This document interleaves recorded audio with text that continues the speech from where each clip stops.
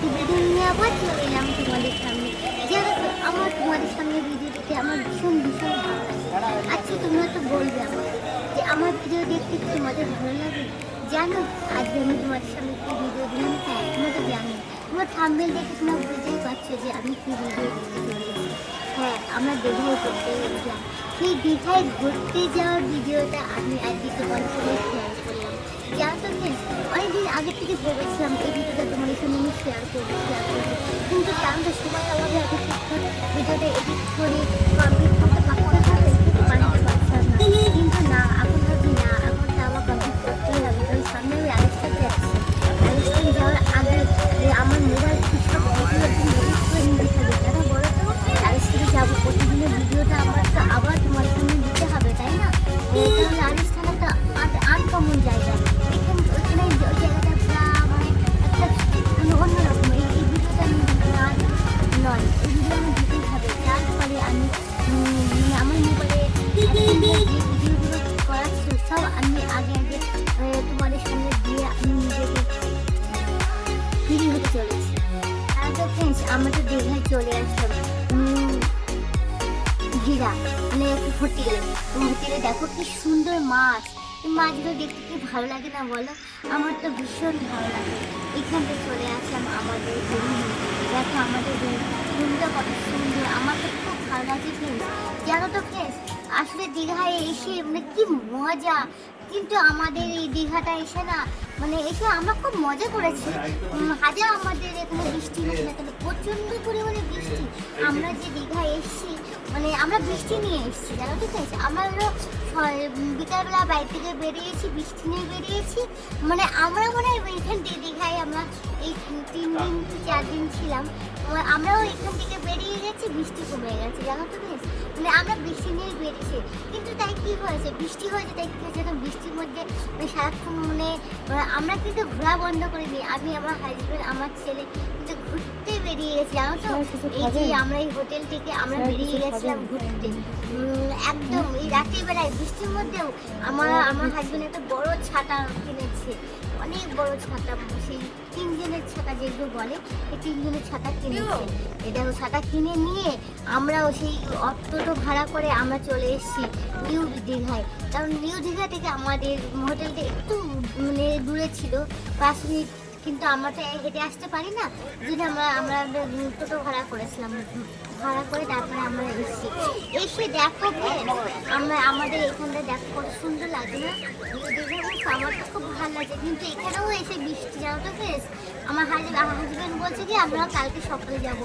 আমি বললাম না, আমি আজকেই যাবো। আজকে এসে আমি কি করবো, সন্ধ্যাবেলায় চলে এসেছি, আজকেই আমরা মানে সমুদ্র দেখবো।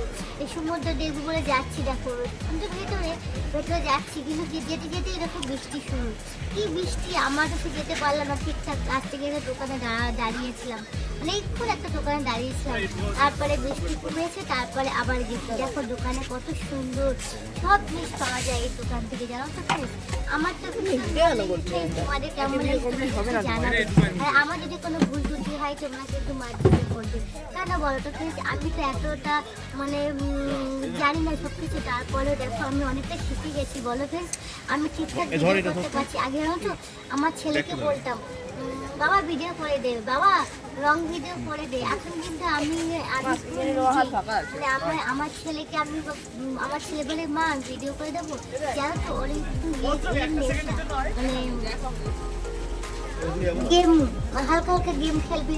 এবার গেম খেলার জন্য আমাকে বলবে কি মা আমি তোমার ভিডিওটা তৈরি করে দিও, আমাকে গেম দেবে খেলতে, 15 মিনিট গেম খেলতে দেবে। আমি বলি না।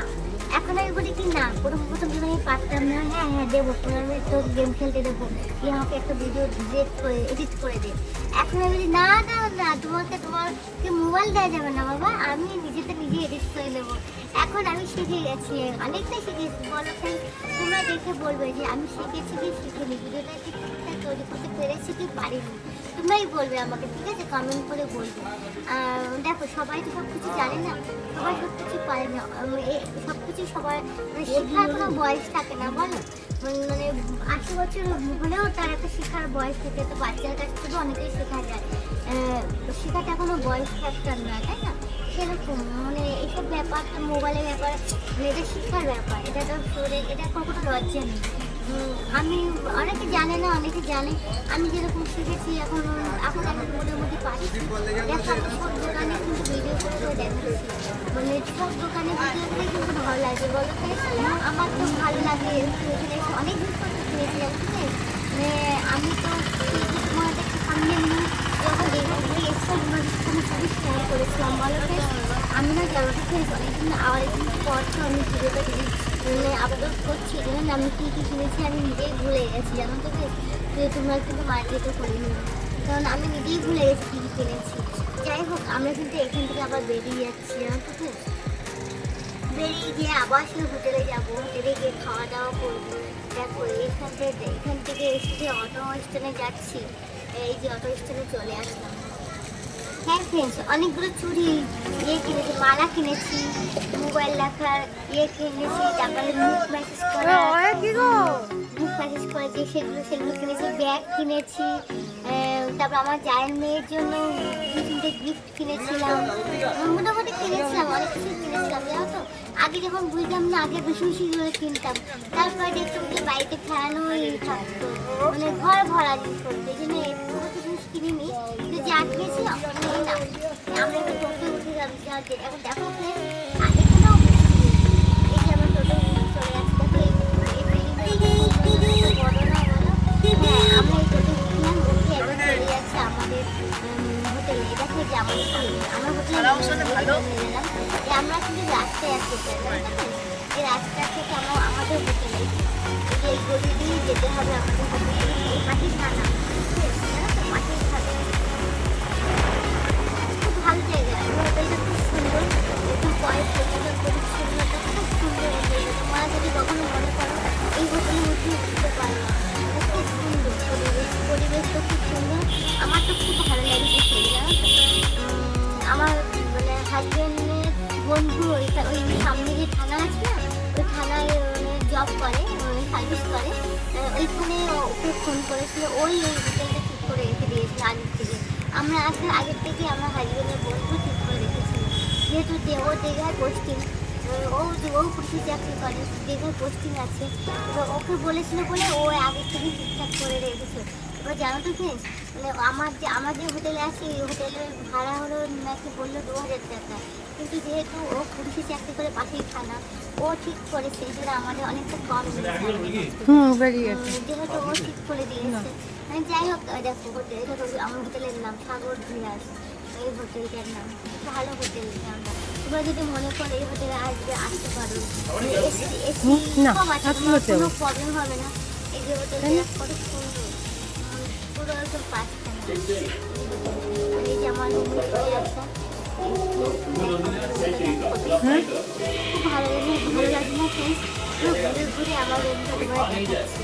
আমার কিন্তু ভীষণ ভালো লাগে। এখানে যে টিভি চলছে, আমি কিন্তু বন্ধ করিনি, সাউন্ডটা অফ করিনি। আমরা এখানে চলে আসলাম খাওয়ার জন্য। এটা আমরা অর্ডার দিয়ে গেছিলাম খাবারটা জানো তো ফ্রেন্ডস, খাবারটা অর্ডার দিয়ে গেছিলাম বলে আমরা এখানে এসে খাওয়া দাওয়া করলাম।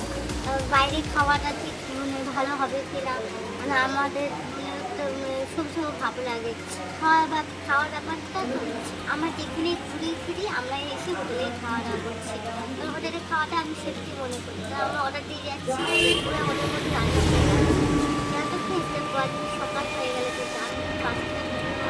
ও আর দেখান তুই দেখো পুরীর জগন্নাথ মন্দির যেটা বলি না, যেখানে তৈরি করা হয়েছে, ওই দেখো তৈরি হয়েছে পুরীর জগন্নাথ মন্দির। যেহেতু ফ্রেন্ডস আমাদের নেমে তোমাদের দেখা হতে দেখানো হয়নি, কারণ এত বৃষ্টি ছিল, এত কাদা আমার যাওয়া হয়নি, সেই জন্য আমি রাস্তা দিয়ে আবার ঘুরে চলে এসেছি, আবার সমুদ্রে চলে এসেছি। আমার থেকে যদি তোমার ভালো লাগে আমার ভিডিওটা পুরো দেখে স্কিপ করে দেখুন, ঠিক আছে। আমি পাঠিয়ে অনেক ফ্রেন্ডস যারা পাঠিয়ে